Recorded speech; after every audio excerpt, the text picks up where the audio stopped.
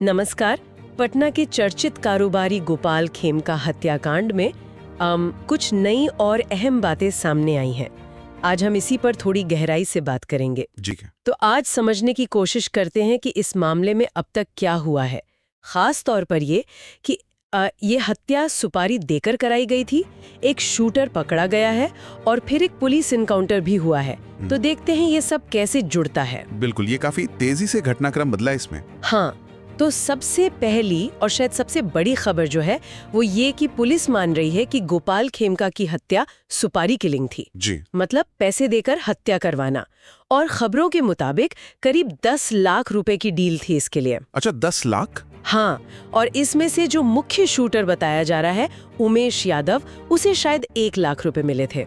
और अच्छी बात यह है कि पुलिस ने उमेश यादव को पकड़ लिया है। हाँ, और ये जो पुष्टि हुई है कि ये सुपारी किलिंग है, ये जांच की दिशा के लिए बहुत जरूरी है। अब सवाल सिर्फ ये नहीं कि गोली किसने चलाई, सवाल ये है कि गोली चलवाई किसने, वो असली मास्टरमाइंड कौन है, मकसद क्या था। सही। तो उमेश यादव का पकड़ा जाना और उसके पास से पिस्तौल और कारतूस का मिलना, ये सब बहुत अहम सुराग हैं। अब सही। उम्मीद है कि उससे पूछताछ में साजिश की परतें खुलेंगी। हाँ बिल्कुल, लेकिन ये मामला यही नहीं रुका। उमेश यादव से पूछताछ हुई और फिर पुलिस पहुंची विकास उर्फ राजा तक। अच्छा। कहा जा रहा है कि हथियार मतलब जो पिस्तौल इस्तेमाल हुई वो विकास ने ही उमेश को दी थी, यानी हथियार सप्लायर। हाँ। अब यहाँ कहानी में एक थोड़ा नाटकीय मोड़ आ गया।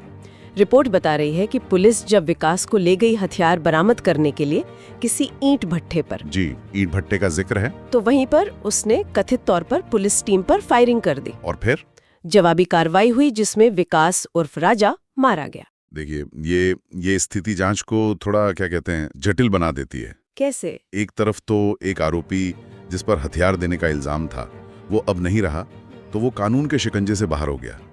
लेकिन दूसरी तरफ वो एक बहुत अहम कड़ी भी था। शायद वो सुपारी देने वाले तक पहुंचा सकता था या इस साजिश में और कौन लोग शामिल हैं ये बता सकता था। तो मतलब जानकारी का एक जरूरी स्रोत भी खत्म हो गया। हाँ, ये बात तो है। अच्छा, रिपोर्ट में उस ईंट भट्टे वाली जगह का भी जिक्र था जहाँ ये सब हुआ। वहाँ से कुछ चीजें मिली हैं जैसे ताश के पत्ते, डिस्पोजेबल ग्लास, गुटखे के रैपर्स वगैरह।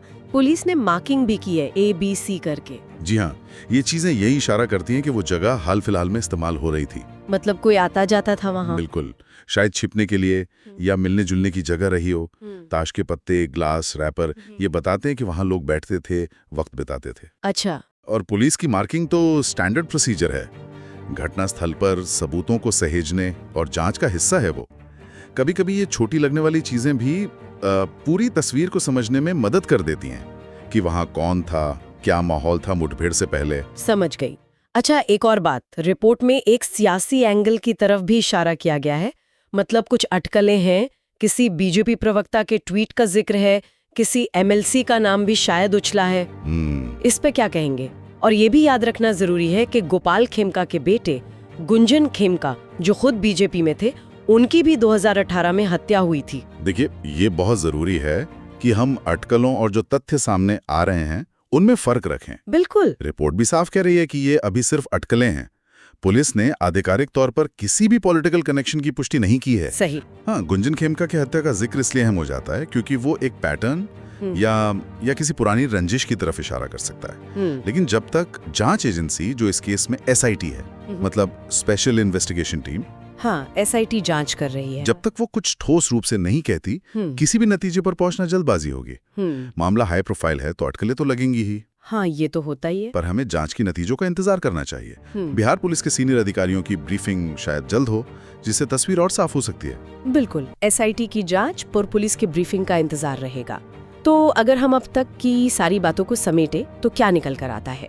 पहली बात, गोपाल खेमका की हत्या सुपारी देकर करवाई गई। हाँ। दूसरी, मुख्य शूटर उमेश यादव पकड़ा जा चुका है। जी। तीसरी, जो हथियार देने वाला आरोपी था विकास उर्फ राजा, वो पुलिस मुठभेड़ में मारा गया है। और चौथी और सबसे अहम बात कि असली साजिशकर्ता कौन है, हत्या क्यों करवाई गई, ये मोटिव और मास्टरमाइंड दोनों का पता लगना अभी बाकी है। सही कहा, ये सबसे बड़े सवाल है अभी। बिल्कुल। और एक सवाल शायद सोचने के लिए और रह जाता है। क्या? वो ये कि साजिशकर्ता को ढूंढना और मकसद पता करना, ये तो जांच का लक्ष्य है ही। लेकिन ये जो पूरा घटनाक्रम हुआ, हत्या, फिर गिरफ्तारी और उसके तुरंत बाद एक अहम कड़ी माने जा रहे दूसरे आरोपी का एनकाउंटर में मारा जाना, हाँ, ये उस इलाके में अपराध के तौर तरीकों और कानून लागू करने वाली एजेंसियों के काम करने के तरीके पर क्या बड़े सवाल खड़े करता है। क्या ये एक अकेली घटना है या किसी बड़े पैटर्न का हिस्सा है? इस पर भी सोचने की जरूरत है। बहुत अहम नुक्ता उठाया आपने। इस पर आगे भी नजर बनाए रखेंगे जैसे जैसे और जानकारी सामने आती है।